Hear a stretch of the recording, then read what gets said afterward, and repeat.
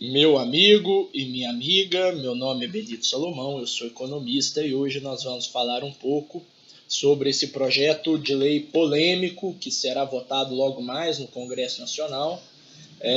Diz respeito à flexibilização das metas orçamentárias do governo. Eu vou começar falando um pouquinho aqui sobre a Lei de Responsabilidade Fiscal e dando uma abordagem histórica para a economia brasileira e o perfil dos nossos governantes historicamente. Bom, vamos pegar um exemplo aqui. Governo Juscelino Kubitschek, de 1955 a 1960. Todo mundo sabe quem foi um presidente da República e todo mundo, de certa forma, sabe qual foi o seu legado que os livros de história aí colocam, né? Que foi o legado da construção de Brasília, do crescimento de 50 anos em 5, do avanço sobre a industrialização pesada, do plano de metas, etc, etc, etc. E sobre esse aspecto, até que o governo Juscelino, fazendo justiça aqui, conseguiu alguns avanços importantes. Mas a quais custos? Bom, o custo de se promover 50 anos de crescimento em 5 normalmente recai sobre o seu sucessor. E com Juscelino Kubitschek não foi diferente. Entendeu? O custo da inflação gerada, da precarização do Estado, do endividamento público, do aumento da pobreza, de se tentar crescer uma economia, o que ela deveria crescer 50 anos em 5, ela recaiu no período seguinte, que foi um período, como se sabe, os livros de história nos comprovam, um período de elevada conturbação social.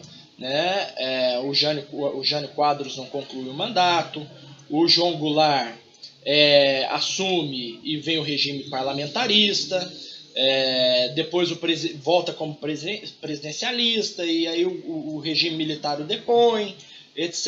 e tal. Por causa de plano de fundo, você tinha uma situação muito precária da economia brasileira nesse período, que foi fruto não exatamente desses dois governos, Jânio Quadros e Jango, mas sim dos 50 anos em 5 que o Juscelino quis forçar a barra lá nos anos 50, anos antes. Temos outros exemplos, por exemplo, governo Geisel.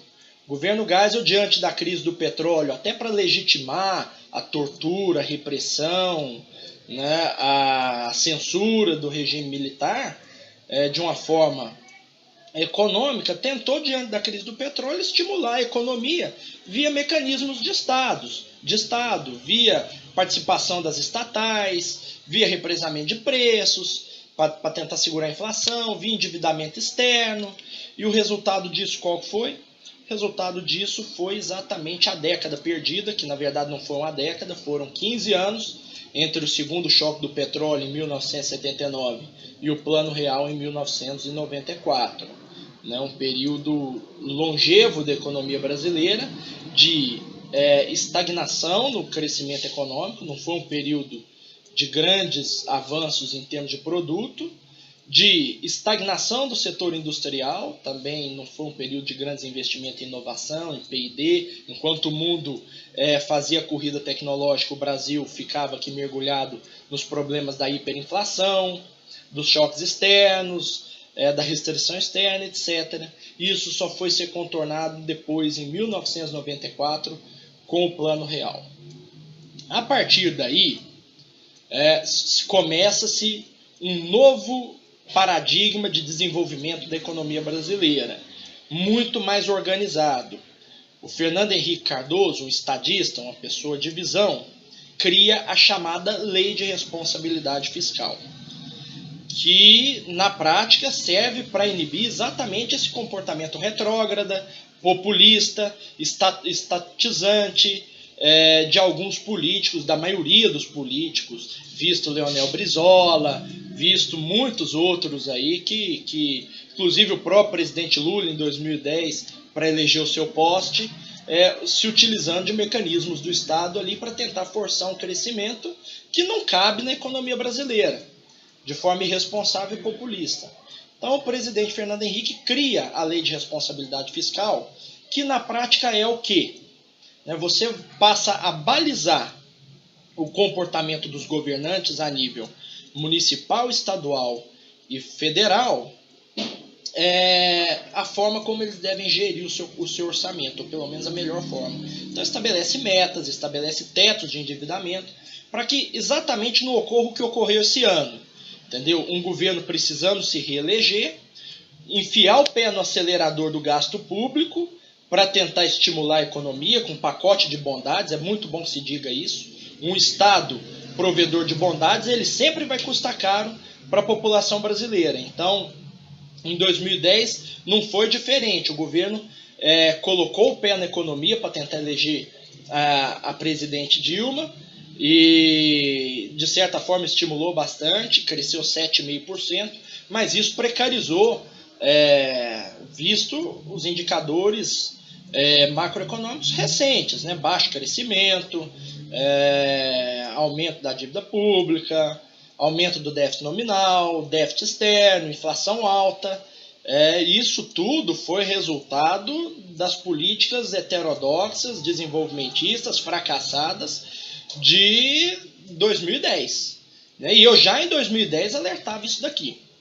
Eu já em 2010 alertava quem lia meus textos no jornal ou mesmo no meu site, conseguia ver que já em 2010 eu já me posicionava contra o que estava sendo feito na economia brasileira. E agora, mais uma vez, nós estamos aqui para nos posicionar contra esse projeto de lei que visa flexibilizar o orçamento, até porque se ele não flexibilizar, a presidente Dilma corre um sério risco de incorrer em crime de responsabilidade, porque exagerou no gasto público num ano de eleição e até por conta disso conseguiu se reeleger. E agora a situação do Estado brasileiro é precária. Nós vivemos numa situação de baixíssimo crescimento econômico, crescimento zero, inflação persistente, déficits gêmeos no setor externo e no setor público, e que com certeza o ajuste da economia brasileira vai doer no bolso do contribuinte, porque lá vem o governo agora tentar fazer o ajuste fiscal e tentar colocar o orçamento no equilíbrio de novo, jogando a conta para a gente pagar.